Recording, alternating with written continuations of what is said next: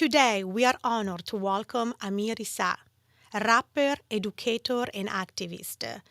On his Vivo per Questo, Potere, Alle, Parole 2025 US tour. As a part of a Black History Month, Amir will explore the impact of hip-hop, education, and activism, along with his latest book, Vivo per Questo. Stay tuned as we dive into his journey, music, and mission. Amir, welcome to Crave. Welcome. Thank you. So you are about to visit San Francisco for the first time as a part of your US tour. How does it feel to bring your work to the Bay Area, and what are you most looking forward to? I'm excited. It's the first time for me.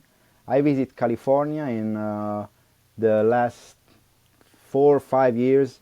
Travel around San Diego, especially San Diego. I work in San Diego State University, UC San Diego, and I remember in Chapman University around Orange County, but it's the first time for me in San Francisco, and I'm really excited.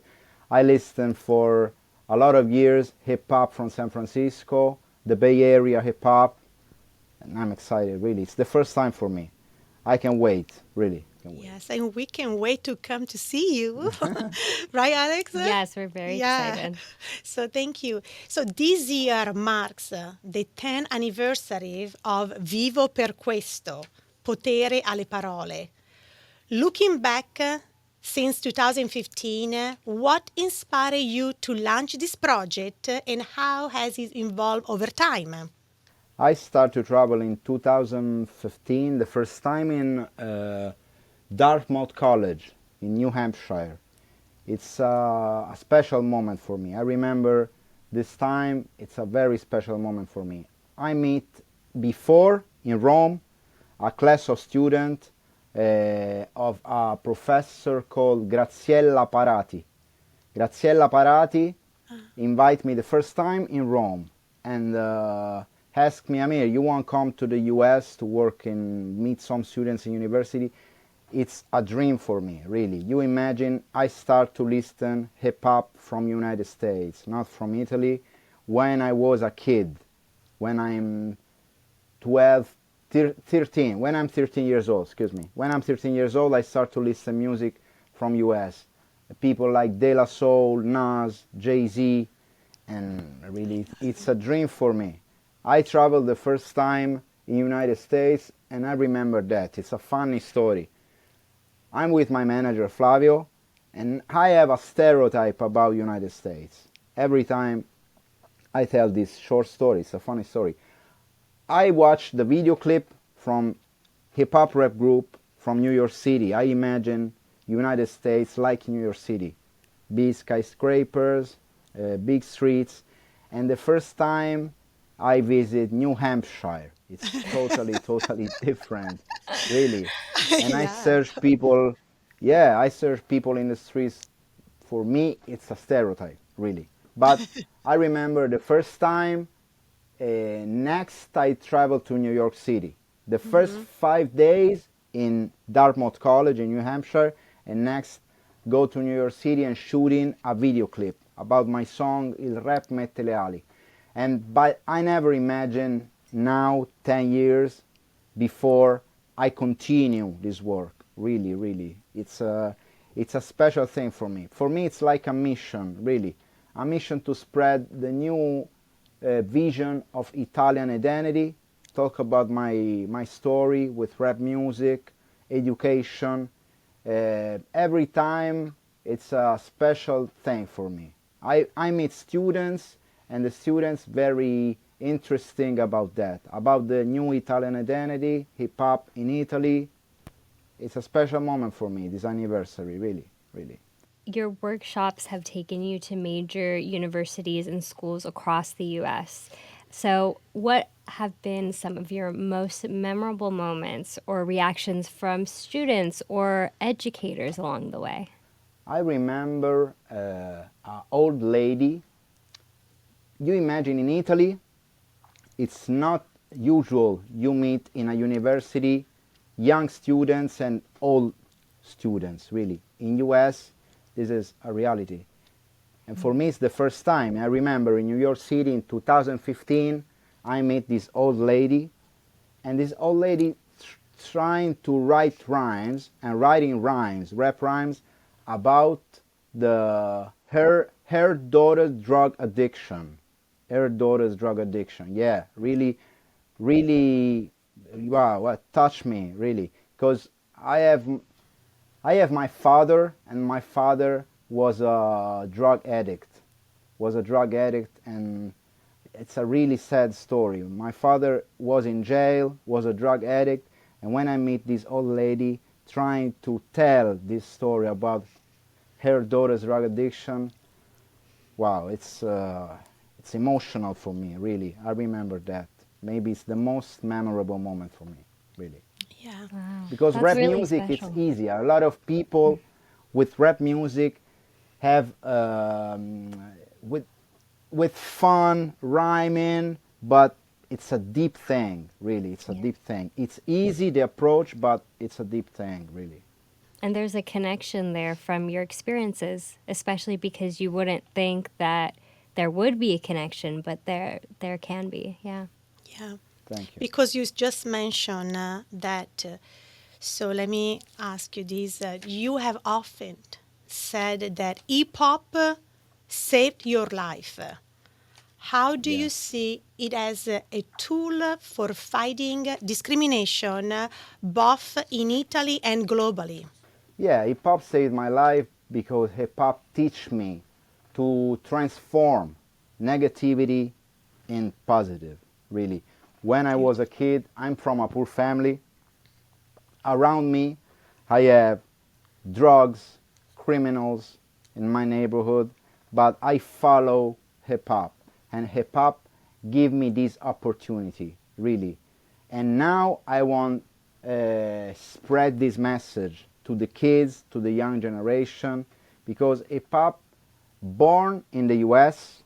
from from the minorities, Latino people, Afro-American people. But you imagine that in Italy in the early 90s. It's totally different, totally different. My father was in jail, and I have attraction for that, okay? Attraction for that. A lot of my friends start to sell drugs, but I don't want to follow that because I have my mother, and my mother was a really good example for me. My mother worked a lot, gave me a lot of love, and maybe before my mother saved my life, and after the hip hop saved my life, really, because hip hop it's a tool for people to really wake up every morning and follow the dreams, really. But it's my story, but the same story in the U.S. about the black community. A lot of people have the same story of me in the U.S., really. Hip hop saved my life. Before I start to do graffiti art, because I have a sort of an identity crisis when I was a kid. My name, real name, is Amir Issaa. But when my father go in jail, my mother trying to protect me against discrimination of the Italian society. Now Italian society it's a multicultural society. When I was a kid in school it's totally different. And my mother with love trying to protect me and change my name. Change my name in a typical Italian name, Massimo. And my Typical mother Italian started to name. call me, yeah, Yeah. Massimo. It's like Antonio, Giuseppe, Uh-huh. and my mother called me Massimo, Massimo. But when I'm at home, I have some picture of Egypt and listen my father in the purgatory of jail, speaking Arabic with some friends, and I have a sort of an identity crisis. My mother called me Massimo, my father was Egyptian, and hip hop helped me a lot. You imagine in the graffiti art movement, you choose a name, you choose a street name different than your original name. Helped me a lot. After I started to breakdancing because I'm scared about to tell with words, really, when I'm 13 years old. But slowly, slowly, the situation changed.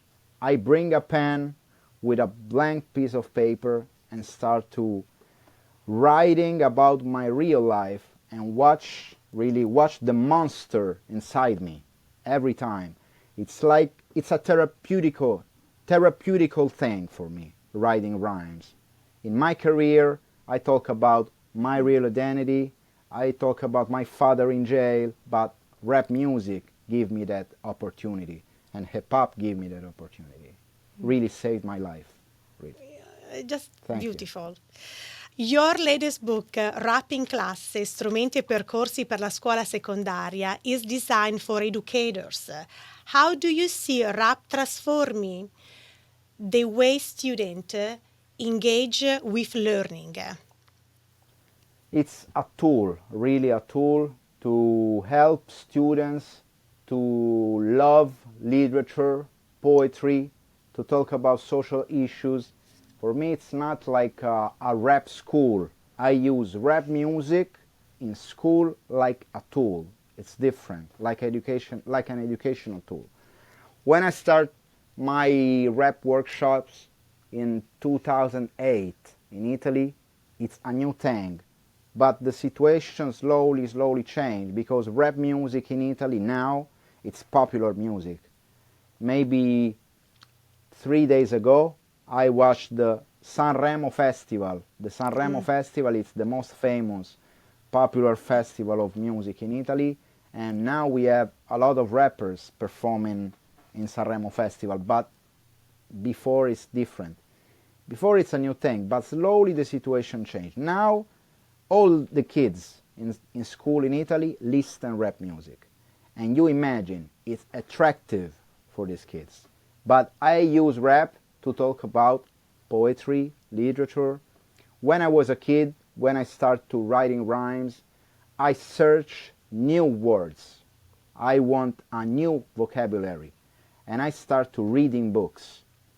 I never really, before I never reading books. But when I start to writing rhymes, rap rhymes, I start to reading books. Maybe the first book I read, it's the book of Martin Luther King. You imagine, and really inspired me a lot. I start to reading, and bring new words and put these words. It's like school, really. It's different, but it's like a school. And now when I go to visit kids and students in school, it's very, very funny moment, but it's like I using that, it's like a slogan, edutainment, you know, edutainment in US, all the people know that, edutainment, education and entertainment. But in Italy, it's a new thing. I trying with my work to change that, a new thing in school. It's possible using music, using theater, using rhyming, rap rhyming, but for study. Really, it's a reality now. I trying to change the society in Italy in better with my work, really. Yeah, and this book, it's a good, I'm proud, really, I'm proud about that, because I don't talk only about the rhyming techniques, for example, but I want to talk about the roots of the hip-hop. For example, I put this picture of Martin Luther King in a school book in Italy. It's a new thing, really. It's a new thing. I talk about the women in the hip-hop. I talk about of Public Enemy, for example, famous historical rap group. This rap group inspired me a lot because when I was a kid, it's the first time I watched a video clip of a song of Public Enemy. The title was Fight the Power. And I think, wow, these people using music to protest against racism, against discrimination, and really inspired me a lot. And now I want to use this book, for rhyming, but also for that, talking about social issues, discrimination, racism. Rap is attractive for the young generation, and it's perfect now, especially in Italy, but also in the US. I talk about, I believe a lot in the hip-hop education. It's a funny thing, but really changed life of the people, really. Like you were just talking about, the Italian hip hop scene has evolved significantly since you started.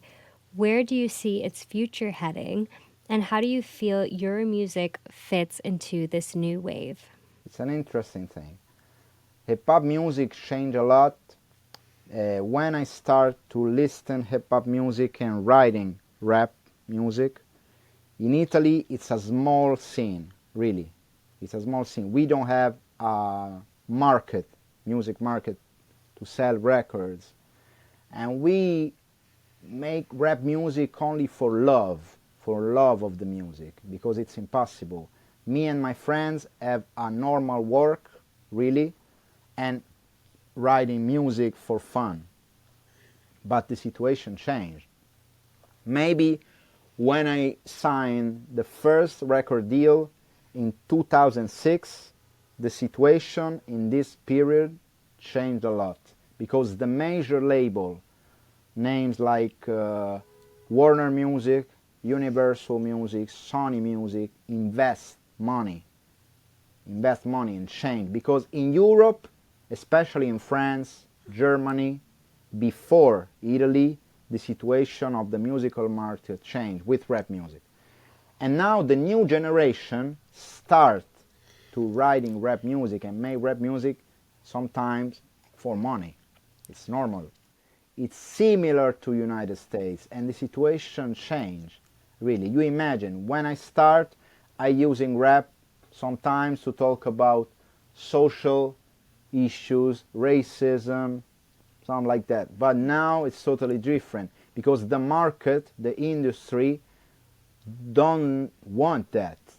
Want Right. funny music, to sell records, have airplay on the radio, and the new generation sometimes make music for money. It's similar to United States. You imagine now a lot of kids imitate rapper from the US, but I trying to explain that to the young Right. generation. What advice would you give young artists who wants to use music for social impact? I imagine that a kid now from a poor family have this opportunity in Italy, writing rap music to trying to change the life, okay? Sell records, and it's good, really, it's a good thing. But sometimes you look around in the society, and sometimes you have balance, okay?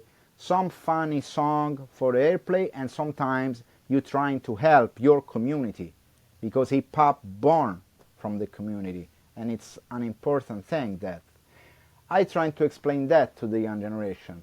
You trying to search inspiration from United States. It's a good thing, but it's not possible you using, for example, the same words translated. Some young rappers from Italy translated words Right. from American language to Italian language. It's for me, it's not possible, okay? Because I know that the N word, other things, it's not possible. But No. some kids act like that. But it's a new generation. I love a lot. I listen every day, rap music from the young generation, because for me it's important work in school and listen the same music of the students. I love hip hop from the 90s, really. I listen Nas, Mobb Deep, Notorious B.I.G., music like that. But I listen, and I have a son. My son now is 24 years old, 24. Wow. But my son started to listen rap music maybe when was 13. and every day I trying to talk with my son and Nicolò. The name is Nicolò. Nicolò trying to listen rap from the 90s, and Nicolò tell me, Dad, you trying to listen my music of my generation. I love that. I love that. Hip hop Beautiful. evolved, changed a lot in the last years, also in the United States. And in Italy, now it's similar. We have a market. A lot of kids watch that American rappers in the video, throwing money in the video, have big luxury cars, yet that materialistic things. And a lot of the new generation rappers in Italy won't act at the same thing. At Crave, we love to ask, behind music and education, what is your biggest passion? My biggest passion maybe really, I love to cook Italian food. Really, I love every day. I'm with my girlfriend and I cook every day. I cook. It's my biggest passion. After the music, after rap music and education. It's tradition. I growing up and watch my mother, my grandma, and I love cook pasta, carbonara, lasagna, or that, or yeah. I love to eat and I love to cook. Yes. Really. Yes. Amir, thank you so much. And we can wait to see you in San Francisco. Yeah, thank you. Thank you for inviting me to the Crave podcast. Amir Issaa. Thank you. Thank you, Amir. Check out his fall tour schedule and more at the link down below.